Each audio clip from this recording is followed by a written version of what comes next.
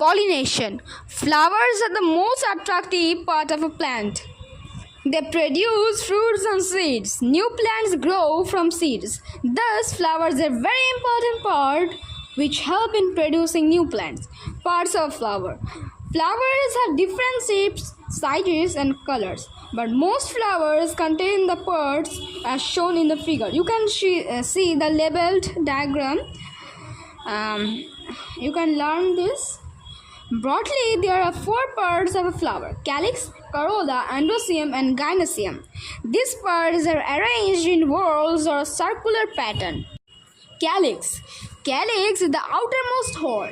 It consists of small green leaf-like structures called sepals. They may be 4 or more in number. All sepals together are called calyx. They protect the flower in its birth stage. So they protect the flower in its birth stage. Corolla. The second whorl is called corolla. So the outermost whorl is calyx. The second whorl is corolla. It consists of petals. All petals together are called corolla. They are most prominent part of a flower. They are usually brightly colored and may produce scents to attract insects. Endoecium. Endoecium is the third whorl of a flower. It is the male reproductive part of a flower. Endoecium consists of a number of stamens. Each stamen consists of a thin, long stalk called filament. The filament has anther as a stem. Anther produces powder-like particles called pollen grains. Pollen grains contain the male reproductive part. So this is very important. Pollen grain contains the male reproductive part. They are very light, so they can be carried away easily by wind, water, and insects. Gynoecium. Gynoecium is the innermost whorl of a flower. It is the female reproductive part of a flower. It consists of 1 or more pistil or carpel. Each carpel consists of stigma, style, and ovary.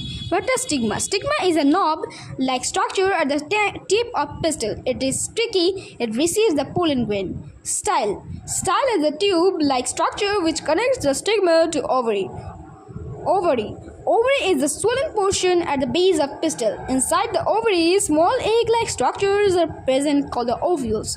They contain female reproductive cells. It is the ovary which develops into a fruit and the ovule which develops into a seed. You can see a label diagram is given below of gynoecium and endoecium. Bisexual and monosexual flowers. Bisexual flowers. The flowers that have both endoecium and gynoecium are known as bisexual flowers. They are also known as complete flowers as they have all parts of a flower. Some examples of these flowers are mustard, pea, hibiscus, and sunflower. Monosexual flowers. The flowers that have either the male reproductive part of or female reproductive part are monosexual flowers. So what are monosexual flowers? The flowers that have either means any of two these, female or male. They are known as monosexual flowers. They are also called incomplete flowers. Their examples are watermelon, papaya, cucumber, and pumpkin. Pollination. For a flower to form fruits and seeds, pollination is very essential. Pollination is a process of transfer of pollen grains from the anther to the stigma of a flower. This transfer can take place with the help of wind, water, animals, birds, or insects. They are called the agents of flowers. So, wind, water, animals, birds, or insects are known as the agents of flower.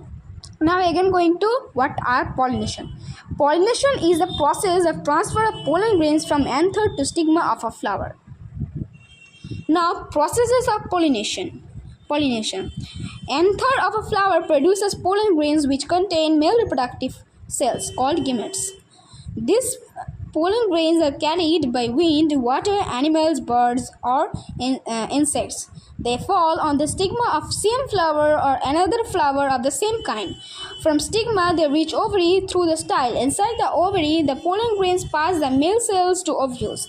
Here, the male cells present in the pollen grains fuse with the female cells. This process is known as fertilization.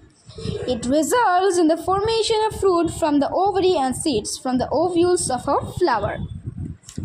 Now, what types of pollination? Pollination is of pollination is of two types. So pollination is of two types: self-pollination and cross-pollination. What are self-pollination? Self-pollination. In self-pollination, pollen grains are transferred from anther to stigma of the same flower or other flowers on the same kind. Cross-pollination.